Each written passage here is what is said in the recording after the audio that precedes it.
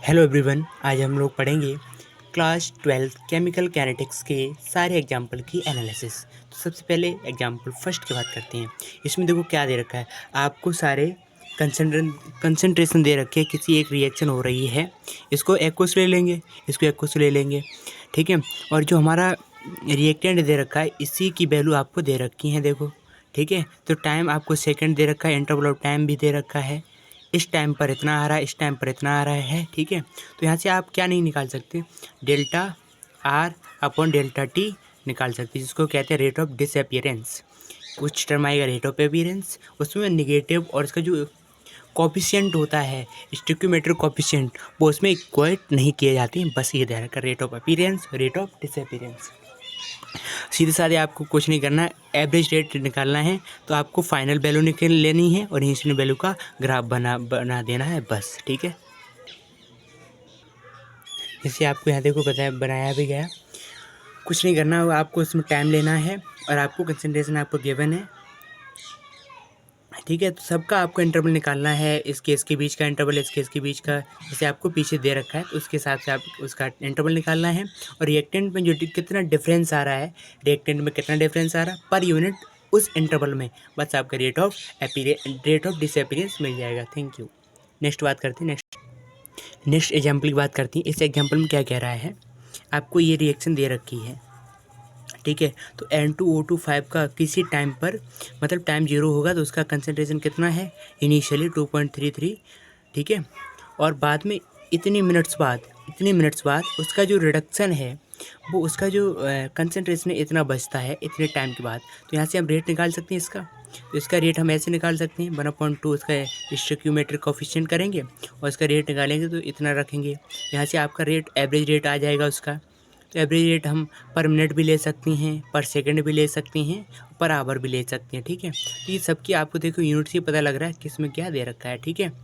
बस आपको जो दे रखा है उसके हिसाब से निकालना, इसकी कोई झंझट नहीं पड़ना। मैन हमारा ये आ गया, ठीक है, मैन इसको ले लो।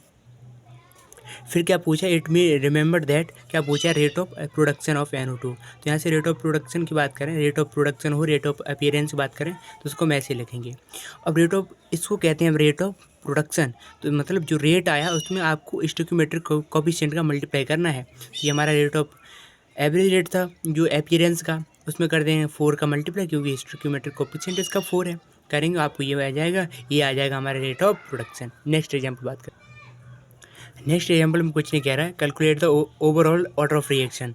तो ऑर्डर ऑफ रिएक्शन निकालने के लिए आपको क्या दे रखा है, ये आपके रेट लॉ इक्वेशन होनी चाहिए, एलिमेंट्री इक्वेशन है। और ये कहाँ पर हो रहा है, रेट डिटरमाइनिंग स्टेप की कंसंट्रेशन आपको ये गिवन होनी चाहिए। नहीं कॉम्प्लेक्स रिएक्शन प्रॉब्लम आ सकती है। तो कॉम्प्लेक्स रिएक्शन अगर आए तो कॉम्प्लेक्स रिएक्शन से पहले रेट डिटरमाइनिंग स्टेप से रेट निकाल यही लिख देना है। जैसे एक ही कंसंट्रेशन मुझे नहीं पता है, तो एक ही कंसंट्रेशन आपको कहाँ से निकालनी है, आपको निकालनी है जो आपको इक्विलिब्रियम कांस्टेंट है वहाँ से निकाल लेनी है। तो इक्विलिब्रियम कांस्टेंट निकालने के बाद उसकी वैल्यू यहाँ पर रख देना है, तब आपके रेट और जो ऑर्डर ऑफ रिएक्शन है उसके कोफिशिएंट का प्लस कर देना, बस। तो यहाँ से ऑर्डर रिएक्शन फर्स्ट के लिए जो सारी एलिमेंट्री रिएक्शन हो सकती हैं, ठीक है, रेट एक्सप्रेशन है, ठीक है। तो x + y कर देंगे, यहाँ से दोनों को सम करेंगे, ये आ जाएगा, इसका सम करेंगे तो नेगेटिव है उसको नेगेटिव रहने देंगे, उससे क्या फ़र्क पड़ता है, प्लस करेंगे ना। तो -1 है, यहाँ से हम -1 कर देंगे तो आपकी 1/2 हाफ ऑर्डर आ जाएगा।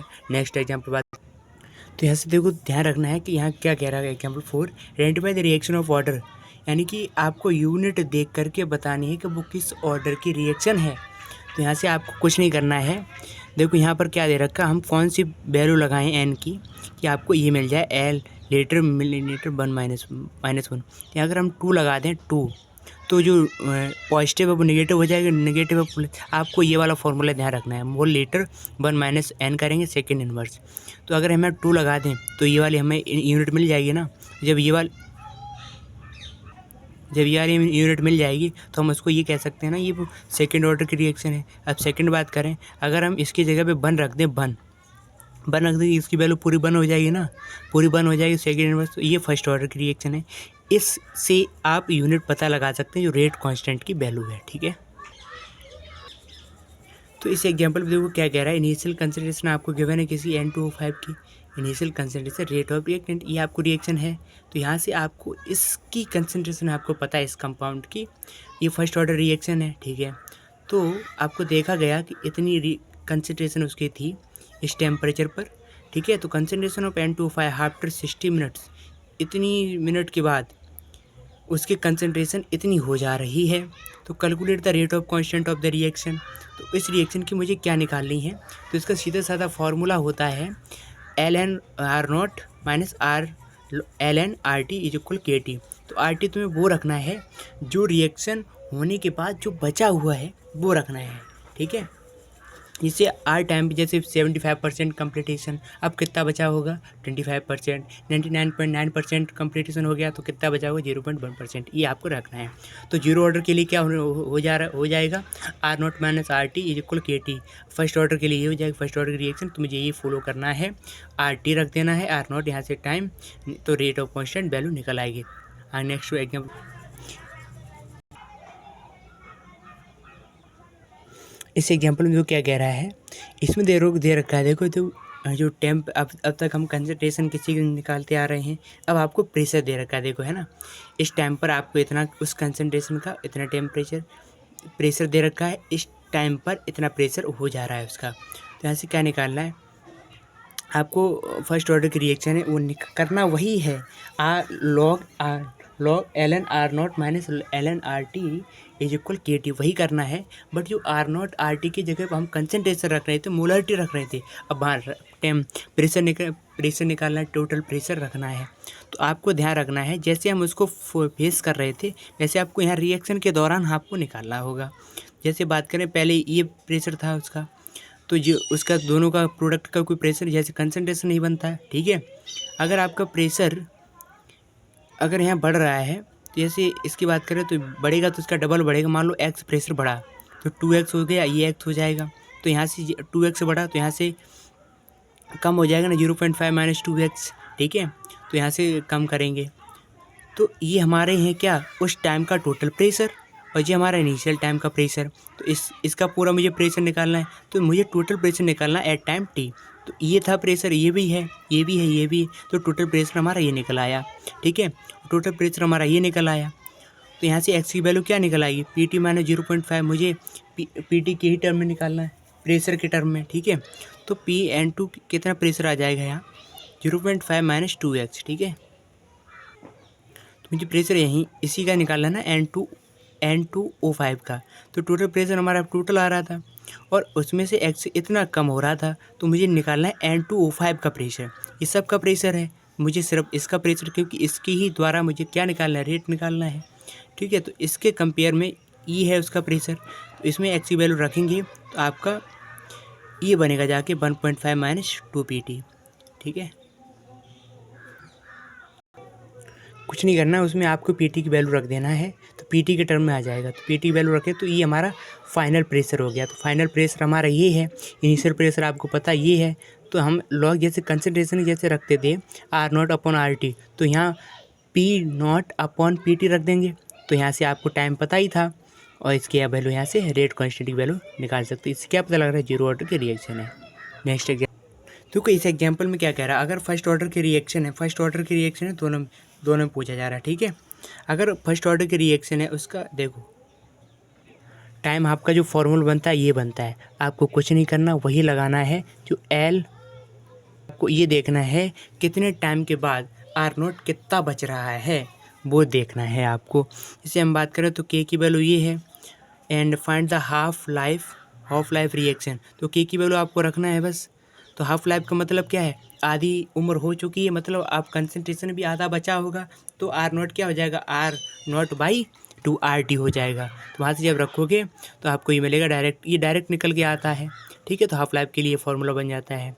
अब ये नेक्स्ट एग्जाम्पल क्या कह रहा है, so that the in first order reaction, ये लागू हो गया। टाइम रिक्वायर्ड फॉर कंप्लीटेशन, तो टाइम हाफ के लिए ये निकाला हमने, टाइम हाफ के लिए ये निकल के आया। और जब टाइम इसके लिए निकालेंगे, इसका मतलब क्या 99.9% कंप्लीट हो गया। आप कितना बचाएगा 0.1%। तो 0.1% के लिए कितना हो गया 0.1, उसके परसेंट निकालोगे 10⁻³ हो जाएगा, तो वो ऊपर पहुंच जाएगा। तो 10⁻³ 3 बाहर आ जाएगा और ये उसकी वैल्यू हो जाएगी 1। तब इसका इसमें मल्टीप्लाई कर देंगे तो आपका ये आ जाएगा। इसमें आप इसमें डिफरेंस देख रहे होंगे कितना आ रहा 10 का, तो हम कह सकते हैं ना अल्टीमेटली 10 टाइम्स हो जाएगा 99.9% का 10 टाइम्स टी हाफ। ठीक है, नेक्स्ट बात करते हैं। ये वहीं से आ रहे हैं सारे। ये किस पे बेस्ड है? अरेनियस इक्वेशन पर। अरेनियस इक्वेशन दैट मीन्स आपको याद रखना है जो आपकी जो वैल्यू आती है के इज इक्वल ए की power minus E A by R T, यहाँ से वैल्यू निकलती है। तो यहाँ से एल एन लॉग लेकर के सारी वैल्यू यही सारे फॉर्मूला ड्राइव हैं। तो ये K1 अलग अलग टेम्परेचर पर जो रेट कांस्टेंट, क्योंकि टेम्परेचर डिपेंड करता है रेट पर। रेट बढ़ाओगे टेम्परेचर बढ़ाओगे तो रेट बढ़ता है, जल्दी होने की चांस होते हैं। तो यहाँ से एक डायरेक्ट फार्मूला बनता है आके है। तो यहाँ से देखो रेट कांस्टेंट, तो यार इस टेम्परेचर पर इतना रेट आ रहा है, इस टेम्परेचर पर इतना रेट आ रहा है, तो T1 T2 गिवन दोनों आ गए और आपका R1 R2 दोनों गिवन आ गए। तो calculate the value of E से आप निकाल सकते हो यहाँ से, और ए कहाँ से निकाल सकते हो? K से। देखो है ना, यहाँ से K से निकाल सकते हो। तो ये फॉर्मूला हमारे इंपॉर्टेंट हो गए है ना। नेक्स्ट एग्जाम्पल बात करते हैं। The first order reaction the constant of for the decomposition of ethyl hydride. कोई दिक्कत नहीं है। तो आपको यहाँ से रेट कांस्टेंट मतलब K की वैल्यू पता चल गई, रेट कांस्टेंट पता चल गया। आपको इस टेम्परेचर पर निकालना है। इट्स एनर्जी ऑफ एक्टिवेशन इतनी है, तो आपको E पता लग गया, K पता लग गया, टेम्परेचर पता लग गया। कैलकुलेट द रेट कांस्टेंट, तो यहाँ से भी आप निकाल सकते हो नॉर्मली। तो यहाँ से देखो K1 भी पता लग गया आपको, K1 गिवन है,